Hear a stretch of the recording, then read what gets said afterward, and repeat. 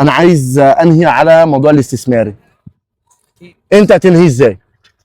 لا موضوع ولا بلاش نتكلم. هتخش حاجات كتير قوي يا كابتن مجدي. انت بتجيب بص حاجات بص يا كده كابتن مش مصر. عارف اتكلم معاك فيها. لا انا هقول لك يا كابتن، هقول لك بص، غصب عننا في مدربين غصب عنهم بيشتغلوا استثماري غصب عنهم، بس هم غير راضيين. تمام، انا متفق معاك. بس احنا دلوقتي بنقول مثلا انا كمدرب محتاج اصرف على بيتي، تمام، واصرف على نفسي عشان اقدر ادي للاعب امكانيات كويسه، صح؟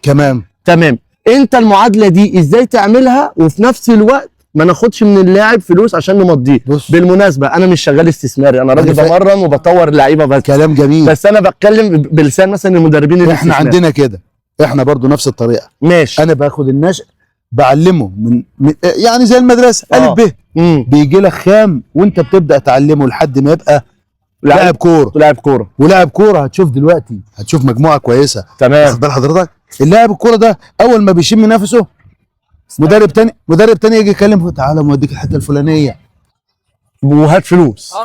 ياخده يفضل يجري بيه ويقعدوا في الشارع بعد كده. صح. انت ربيت وعلمت. هو بيستفيد منه الاستفاده القريبه. طيب انت دلوقتي عملت الصح، يعني ان انت علمته اسسته والكلام ده كلام جميل، صح؟ تمام. امتى بقى نمنع المدربين التانيين اللي بيستفادوا؟ ما هتقدرش يا كابتن مجدي. ولي الامر عايز ابنه الوقت يبقى محمد صلاح، رونالدو كده. ابنه وهو قد كده لما يشوف ابنه لعب كورتين حلوين يقوم اخده من ايده. ولكن هذا حق مشروع على دماغي انا ما بقولش، ولكن هذا حق مشروع. انا عايز مصلحه ابني وعايز يبقى احنا ننصح اولياء الامور. خد ابنك، عايز توديه تعمل تسوي، انا ما عنديش مشكله ماشي. ولكن هتوديه فين ومع مين؟ صح. اللي هيستفاد منك. حلو، هيستفاد منك. يبقى نقول كده لاولياء الامور، اللاعب المدرب اللي هياخد من ابنك فلوس علشان يخليه لاعب ده اكس، بس ده اكس، صح؟ هقول لحضرتك حاجه، اللاعب بيفرض نفسه على اي حد.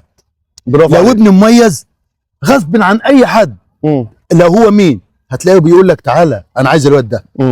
سواء من غير فلوس سواء بفلوس، هو المدرب اللي بره عنده رؤيه للولد. صح.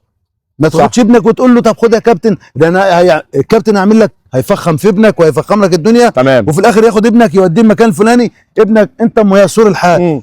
يا كابتن مجدي والله الواد ده هو انا ابوه ميسور الحال عايزيني وكذا، مضيه عندك شهرين واعمل له استماره وهناخد منه 30,000 جنيه.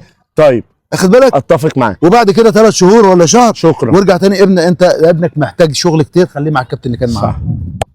يبقى هو استنفذ منه فلوس. ده شغل